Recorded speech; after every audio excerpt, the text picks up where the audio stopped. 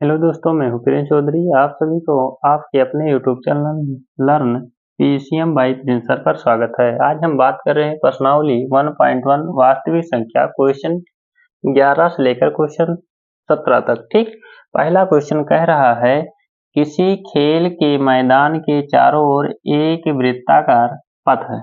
किसी खेल के जो मैदान है उसके चारों तरफ क्या है? मान लीजिए कोई खेल का मैदान है, इसके चारों तरफ एक वृत्ताकार पथ है। ठीक, उसके बाद कह रहा है कि इस मैदान के एक चक्कर लगाने में सोनिया को 18 मिनट लगते हैं। मान लीजिए सोनिया यहाँ से चक्कर लगाना स्टार्ट करती है। कौन? सोनिया। तो एक चक्कर लगाने में कितना मिनट लगता है? 18 मिनट लगता है। सोनिया को कितने मिनट लगते हैं? 18 मिनट। ठीक, फिर जबकि इसी मैदान का एक चक्कर लगाने में रवि को 12 मिनट लगते हैं। यहीं से मान लीजिए यहाँ एक रवि है और इसे भी एक चक्कर लगाने में कितने मिनट लग रहे हैं? 12 मिनट लग रहा है। ठीक, कितने मिनट?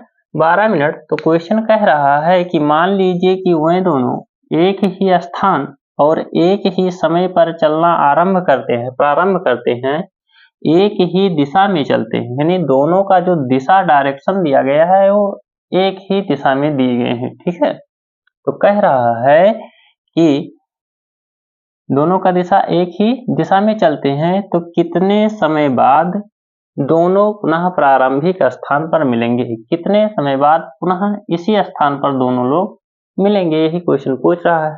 ठीक, क्या क्या दिया गया है? संख्या, मान लीजिए अगर नंबर आप व्यक्त करना चाहते हैं तो क्या हो जाएगा? 12 और एक क्या हो जाएगा? 18। एक नंबर क्या हो जाएगा? 12 और 18। इसका हमें क्या निकाल लेना है? एलसीएम निकालना है। क्या निकालना है? एलसीएम। तो एलसीएम निकालने के लिए हमें क्या करना पड़ेगा? फैक्टर। 12 का फैक्टर कर दे, ये लास्ट में सम संख्या है, 2 से विभाजित कर दे। तो 2 6 12, 6 हमारा सम संख्या है, 2 से विभाजित कर दे।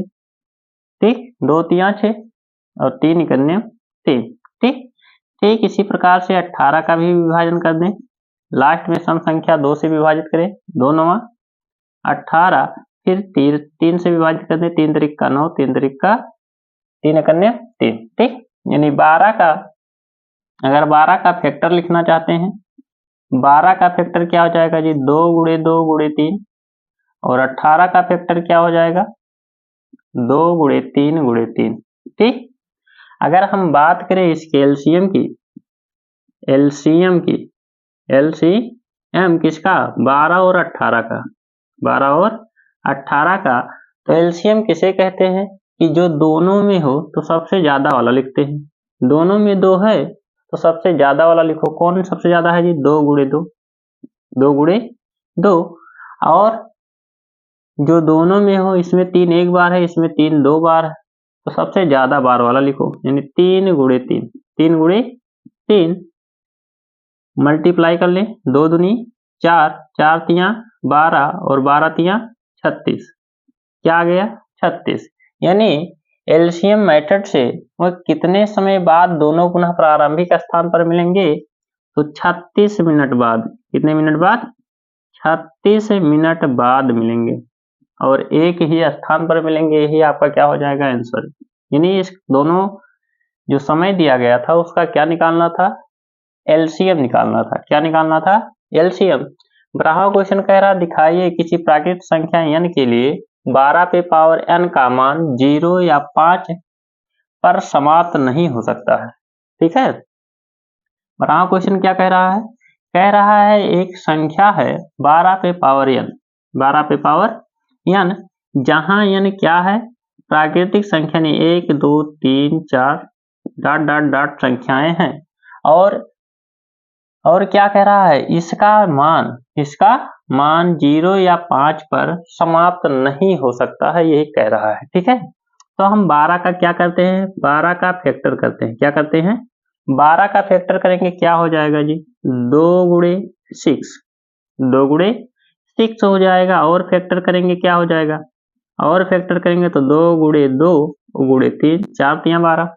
ठीक, अब देखो 0 या 5 आने के लिए, 0 या 5 आने के लिए अगर हम इस पे पावर की बात करें n की, तो 12 पे पावर n बराबर क्या हो जाएगा, 2 गुणे 6 पे पावर n।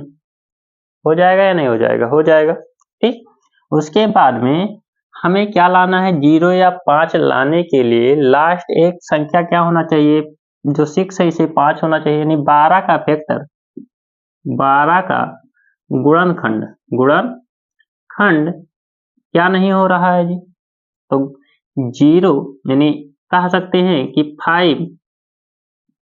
5 के रूप में गुणनखंड 2 गुणे 5 के रूप में, 2 गुणे 5 के रूप में प्राप्त नहीं होता है, प्राप्त नहीं होता है, नहीं होता है।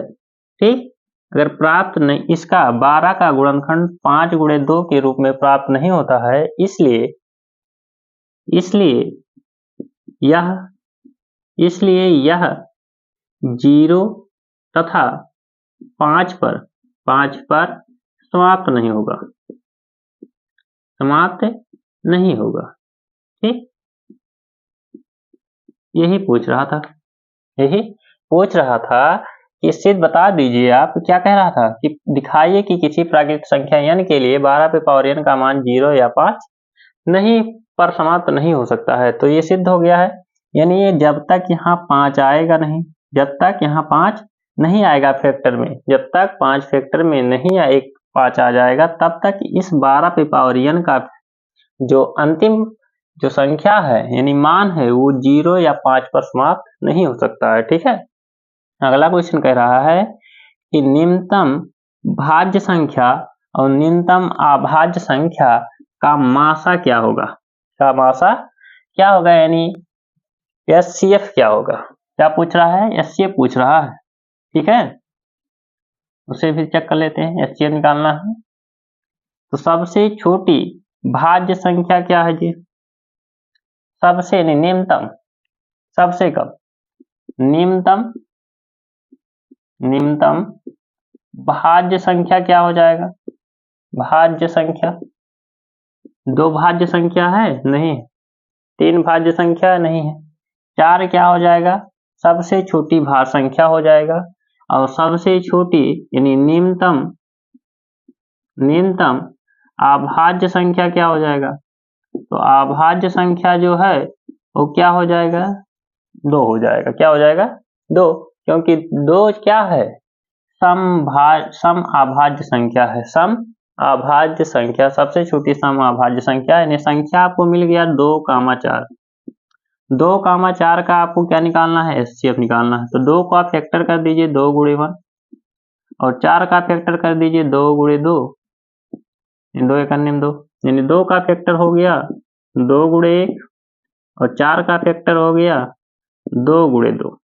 क्या निकालना है, एचसीएफ निकालना है, किसका, 2,4 का, 2,4 का। एचसीएफ किसे कहते हैं जी, एचसीएफ किसे कहते हैं, जो दोनों में हो तो सबसे कम वाला लिखते हैं। दोनों में क्या है जी, 2, दोनों में 2 2 है, सबसे कम वाला लिखेंगे तो सबसे कम, और एक दोनों में है तो गुणे 1, यानी एचसीएफ क्या हो जाएगा, 2। एचसीएफ क्या हो जाएगा, 2 हो जाएगा। 2 और 4 का एचसीएफ क्या हो जाएगा, 2 हो जाएगा।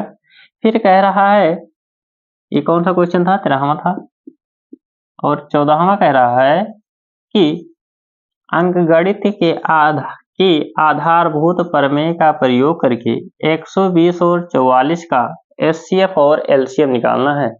किसका, 120 और 44 का, 144 का, 120 का क्या करेंगे, फैक्टर, लास्ट में सम संख्या 0 है, 2 से विभाजित कर दीजिए, क्या हो जाएगा, 6 दूनी 12, फिर 2 से विभाजित कर दीजिए, 23 दूनी 60, फिर 2 से विभाजित कर दिए, 15 दूनी 30, फिर 3 से विभाजित कर दीजिए, 5 या 15, फिर 5 से विभाजित कर दीजिए, 1 हो जाएगा। ठीक, इसी प्रकार से 144 का भी विभाजन कर दीजिए, लास्ट में सम संख्या 2 से विभाजित करें, 2 सत्ते 14, 2 दूनी 4, फिर 2 से क्या हो जाएगा, 36 दूना 72, फिर 2 से विभाजित कर दीजिए, 18 दूनी 36, फिर 2 से विभाजित कर दीजिए, क्या हो जाएगा, 9, फिर 2 से किससे विभाजित होगा, लास्ट में क्या है, ये क्या है, विषम संख्या, 3 से विभाजित कीजिए, 3 त्रिका 9, और 3 एक अन्य 3।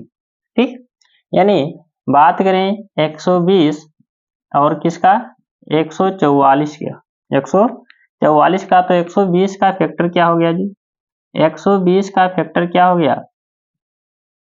कितने बार? 3 बार 2 है, 3 बार 2 है, तो 2 पे पावर 3 या 2 गुणे 2 गुणे 2 गुणे 3 गुणे 5, ठीक। और 144 का फैक्टर क्या हो गया? 2 गुणे 2 गुणे 2 गुणे 2 गुणे 3 गुणे 3, यानी कितनी बार? 4 बार 2 2 है और 3 बार 3 3 है, नहीं 2 बार 3 3 है। इसका क्या निकालना है? एलसीएम निकालना है। क्या निकालना है? एलसीएम निकालना है किसका? 120 और 144 का। एलसीएम क्या हो जाएगा जी? जो दोनों में हो तो सबसे ज्यादा वाला लिखेंगे, सबसे ज्यादा यानी 2 पे पावर 4, ठीक। जो दोनों में है यानी 3 दोनों में है तो सबसे ज्यादा वाला 3 पे पावर 2, और गुणे जो ना हो उसे भी लिखते हैं, जो ना हो उसे भी लिखते हैं। तो एलसीएम क्या हो जाएगा? हो गया 2 दूनी 4 दूनी 8 दूनी 16 गुणे 3 गुणे 5, ठीक। और बात करते हैं 16 पंचे 80, 16 पंचे 80 गुणे 3, 80 गुणे 3 बराबर, सॉल्व कर लीजिए, 8 3 24 240, 240। एचसीएफ की बात करते हैं तो एचसीएफ 120 और 144 का क्या होगा? एचसीएफ यानी जो दोनों में हो तो सबसे कम वाला लिखते हैं। सबसे कम क्या है जी? 2 गुणे 2 गुणे 2, 2 गुणे 2 गुणे 2, और जो दोनों में हो तो उससे भी सबसे कम वाला लिखते हैं, नहीं गुणे 3 गुणे 3। जो दोनों में ना हो उसे नहीं लिखते हैं। तो क्या हो जाएगा? 2 दूनी 4 दूनी 8 3 24। एचसीएफ क्या हो जाएगा? इसका एचसीएफ 24 हो जाएगा। क्या हो जाएगा? 24 हो जाएगा, ठीक। फिर अगला कह रहा 15वां क्वेश्चन कि यदि एचसीएफ 35 और 45 का 5 है और एलसीएम जो है 63 गुणे ये है, तो ये का मान ज्ञात कीजिए। क्या पूछ रहा है? ये का मान ज्ञात कीजिए, ठीक। इसे भी सॉल्व कर लेते हैं।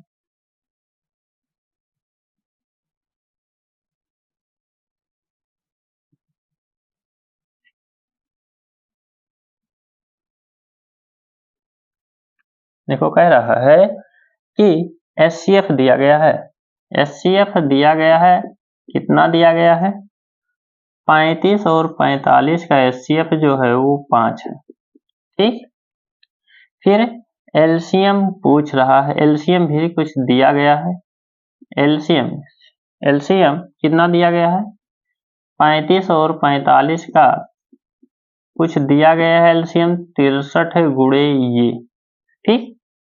हम जानते हैं दो संख्याओं का गुणनफल, दो संख्याओं का गुणनफल क्या होता है? तो दो संख्याओं का गुणनफल एलसीएम गुणे एचसीएफ होता है, ठीक। एलसीएम गुणे एचसीएफ होता है। दो संख्याएं क्या क्या है? 35 गुणे 45, 35 और 45 का मल्टीपल। एचसीएफ दिया गया है, एचसीएफ 5 दिया गया है और एलसीएम 63 गुणे ये दिया गया है, ठीक है। काट दीजिए, 5 इकन्ने 5, 5 नवा 45, 9 इकन्ने 9, 9 सते 63 और 7 इकन्ने 7, 7 पचे 35, 7 पचे 35, यानी ये इज इक्वल टू 5, ये इज इक्वल टू क्या हो गया? 5। ये क्या है? का आंसर है, ठीक। अगला कह रहा है कि दो संख्याओं ए और बी का मासा कितना, यानी एचसीएफ 12 है और इन संख्याओं का गुणनफल 3600 है, तो इन संख्याओं का एलसीएम ज्ञात कीजिए। इसका भी दिया गया है। 16वां क्वेश्चन का क्या दिया गया है? ए और बी का एचसीएफ दिया गया है। एचसीएफ किसका? ए कामा बी का कितना दिया गया है? 12 दिया गया है, और इन दोनों का गुणनफल यानी ए इंटू बी का मल्टीपल भी दिया गया है 3600। तो क्या पूछ रहा है? एलसीएम पूछ रहा है, एलसीएम पूछ रहा है ए कामा बी का, ठीक। दो संख्याओं का गुणनफल, दो संख्याओं का गुणनफल क्या होता है जी? दो संख्याओं का गुणनफल, गुणनफल एलसीएम गुणे एचसीएफ होता है। क्या होता है? एचसीएफ गुणे एलसीएम होता है, ठीक। दो संख्याओं का गुणनफल दिया गया है 3600 बराबर HCF दिया गया है 12 और एलसीएम पूछ रहा है, एलसीएम ये कामा बी का। ठीक, 12 करने में 12 और 12 तियां 36, यानी एलसीएम ये कामा बी का कितना आ रहा है 300। कितना 300, ये क्या हो जाएगा आपका आंसर हो जाएगा। अगला कह रहा है कि निम्नलिखित गुणनखंड वृक्ष को पूर्ण कीजिए। इसको क्या करना है, पूरा करना है और x y z के मान ज्ञात कीजिए और x y z का मान भी ज्ञात करना है। इसको पूर्ण करना है और इसका मान भी ज्ञात करना है। इसका लास्ट क्वेश्चन 17 है। क्या है जी, 2 से इसमें भाग किया गया, क्या आया है y आया है। 3 से इसमें भाग किया गया, क्या आया है 1855 आया है। इसी प्रकार 7 से इसमें भाग किया गया है, क्या आया है z आया है। यानी अगर हम 7 गुणे z कर दें, क्या कर दें, ये क्या है भाज्य है, ये क्या है भाजक है, ये क्या है भागफल आ रहा है। क्या आ रहा है भागफल। यानी हम कह सकते हैं कि जो भाज्य बराबर होता है वो भाजक और गुणे भागफल प्लस शेषफल होता है, प्लस शेषफल। लेकिन इसमें शेषफल नहीं दिया गया है, शेषफल नहीं दिया गया है, तो क्या हो जाएगा भाज्य बराबर भाजक गुणे भागफल, भाजक गुणे भागफल।